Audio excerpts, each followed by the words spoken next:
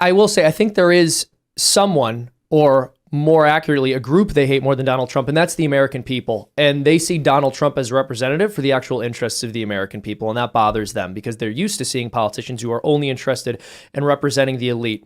And so, while it may be the case that none of these people face any actual punishment at any of these media establishments or anywhere in the deep state, with respect to public opinion and people waking up to their nonsense, the one thing I can say is the walls are closing in. I'm just imagining like high-profile Democrat fundraisers holding auditions to recruit actors to play Democrats, and they're doing the interview, and they're like, all right, give me populist. And then you got like AOC, and she's saying like, I think we should tax the rich. Like, this is really great. You're really good. Now, if you take this job, we just have to warn you, you will have to shake hands and touch these people. And then she shudders. Oh, I think I can do it. All right, you got the job. We'll get you elected, and then you can be a Democrat.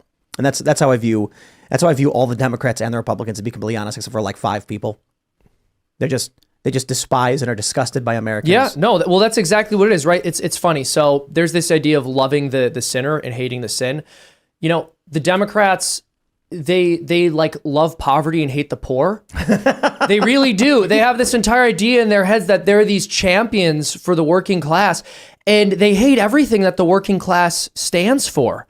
And they'll even claim that, it's funny, it applies to other things. Like they like love immigration and they hate the immigrant. When you talk to people who come here from Mexico about their values and like how they feel about gay marriage and abortion, the left is disgusted by it. They hate everything they stand for. Yeah. I mean, all of the counties along the border in Texas where there are levels of illegal immigration are red, right? Mm-hmm. They are populated by people whose families have migrated from Mexico. They have conservative values. But you see that theory play out too, I think, even with the Russia hoax, because I also never sort of bought what they were pushing, right? It's like, oh, because a random Facebook account that was somewhat linked to Russia shared an article that was attacking Hillary Clinton on false terms, just because some random Americans read it, that now influenced their vote. They're now voting for Donald Trump. And I think, you know, if you unpack that whole narrative that they were pushing, it really shows you how dumb they think the American people are, right? And how really influenceable and just dumb. There's no respect, right? It's like, because you read an article, now your entire conviction, the reason why you support Trump,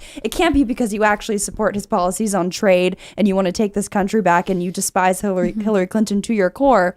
It's because you read an article about Hillary Clinton actually being, you know, related to, who knows? How dare you read? It's actually absolutely ludicrous conspiracy theorizing.